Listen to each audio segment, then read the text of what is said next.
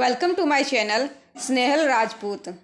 कहानी बहरूपिया भाग 30।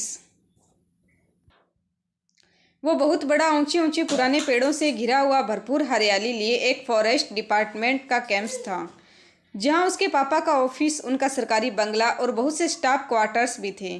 कितनी शांति थी यहाँ। भेड़िया मानव का रहस्य तो अब भी हलाकान किए हुए था, पर शहर के मुकाबले कुछ सुकून तो था ही यहाँ। वो टहलने लगी, फिर पैदल ही चलती हुई कैंपस के गेट तक पहुंची। सामने रोड थी। रोड की दोनों तरफ भी बहुत से पेड़ थे। दूसरी तरफ एक पुलिस चौकी थी।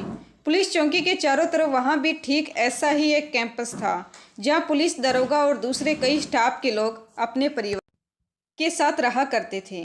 बचपन में वो जब भी स्कूल जाने के लिए घर से निकलती, उस कैंपस से भी कुछ बच्चे उसके साथ हो लेते।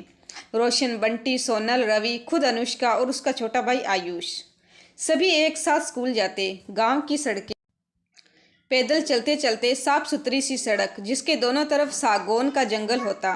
जंगल तो आज भी वैसा का वैसा ही था। ये देखकर वह मुस्कुराई। आगे कुछ दूरी पर छोटा सा खफरेल सरकारी स्कूल था, जो बस 5th तक ही था। कितनी मस्ती हुआ करती थी तब दोस्तों के साथ पैदल स्कूल जाना। रास्ते में एक बरगद का वृक्ष पड़ता था, उस पर झूला झूलना, स्कूल के पास वाले कुएं से पानी पीना। उसे याद आया वो खुद फिफ्थ में ही थी।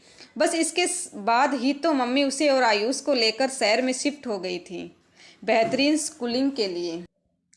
ओए, अकेले कहाँ भटक रही है? फिर से भागने का इरादा तो नहीं? अब बिना बताए मुझे छोड़कर गई तो देख लेना। अनुष्का पलटी। वो उससे 3 साल छोटा भाई आयुष था। पजामे में रहकर बात किया कर।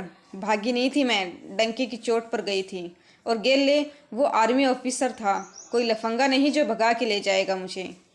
अनुष्का उखड़ती हुई बोली। अचानक आयुष संजीदा हुआ।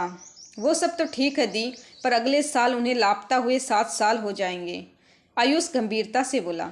तुझे पता है ना, जब किसी को गायब हुए 7 साल हो जाए तो आर्मी उसे डेड क्लियर। तेरे मुँह में खाक, कभी ढंग की बात मत बोलियो। अनुष्का उसे डपटती हुई बोली। बहुत चाहती है ना अनिकेत को? आयुष धीरे से बोला। उसने दुख से देखा कि उसकी बहन की आंखों में अब आंसू तैर रहे थे। आयुष को अब पछतावा होने लगा था कि उसने क्यों यह बात छेड़ी। वो जानता था कि उस रिश्ते ने सिवाय दुख और तकलीफ़ों के अनुष्का को कुछ भी नहीं दिया था। पहले शादी की वजह से वह अपने माता पिता से अलग हुई, फिर 1.5 साल बाद ही अनिकेत लापता हो गया। तब से बच्चे को अकेला ही पाल रही थी वो। दूसरी तरफ अनुष्का चुप रही। वो जल्दी जल्दी पलकें झपकाने लगी और परे देखने लगी। कैसे बताती कि वो जानती है कि अनिकेत जिंदा है।